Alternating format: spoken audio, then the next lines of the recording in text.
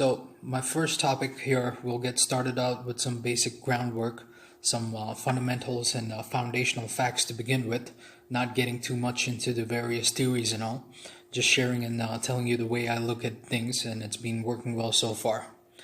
So let's talk about the foundations that support life, the pillars of life itself, if you will. We're talking about DNA here, drugs and alcohol. No, I'm just kidding. But on the reels, talking about the genes, the codons that encapsulate, encode, and quantify the quality and longevity of life itself. And the first thing that should come to mind is the number 11. Why 11? I'll get to that by the end of this video. When you think of 11, the image that comes to mind are the two pillars. You can think of it or visualize it as the two pillars parallel and spiraling onto each other, like the Watson and Crick model, if you know your medical history. And this would relate to the sign of Gemini. And to be more specific, the Ardra and Mula axis, not to get too deep into the nakshatras of it, but the relative constellations to it being Orion and the galactic center, which forms the galactic plane, which is at the beginning of Gemini and the beginning of Sagittarius, going into the astronomy of it. So looking at the DNA model itself, you already know they are made up of base pairs held together by a bond which sort of looks like a ladder, and karma is stored in your DNA, and we're either ascending or descending. Snakes and ladders comes to mind. Think of it, that board game. Follow your dharma and do good deeds, you're climbing up that ladder, that spiral upregulation. You do bad, that's going to get embedded in your karmic DNA too. So that would be things not aligned with the nature. Your spirit's going to be bogged down and vibrating at a lower level then. But let's not get sidetracked right now. To be more specific, the four main base pairs being adenine, thymine, guanine, cytosine, and to simplify it, we'll just say ATGC.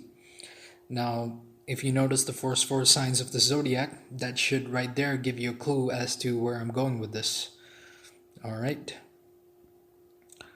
Aries, adenine, Taurus, thymine, Gemini, guanine, Cancer, cytosine. All right.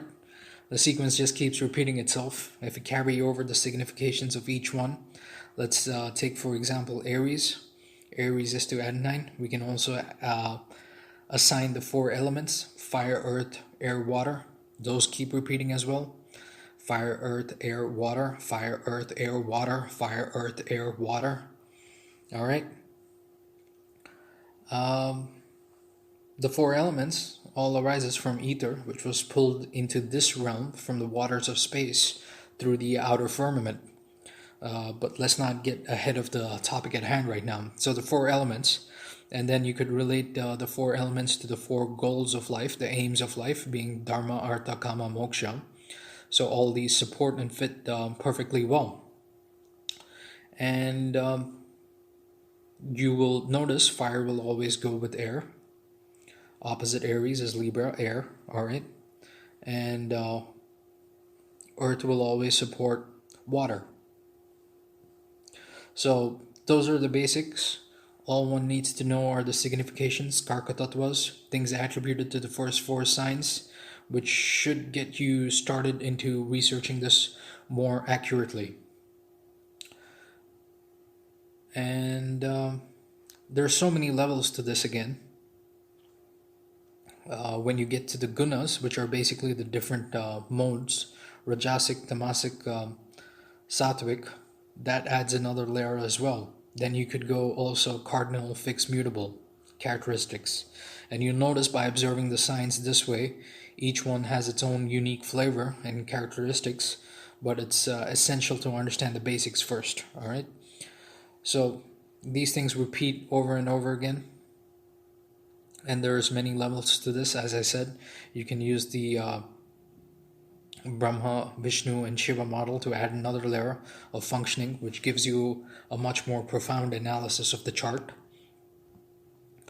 It's like playing music, whether you're tuned in fourths or fifths, the patterns just repeat on different octaves, and you can think of it as a fractal loop with infinite levels, but it's all again relative to the here and now, to the present current. So you keep doing this until you can pinpoint and figure out all 12 signs perfectly. I think it's pretty easy to grasp and visualize it. If you don't get it, I suggest you review this over or dig into some more astrology books until you're comfortable with it.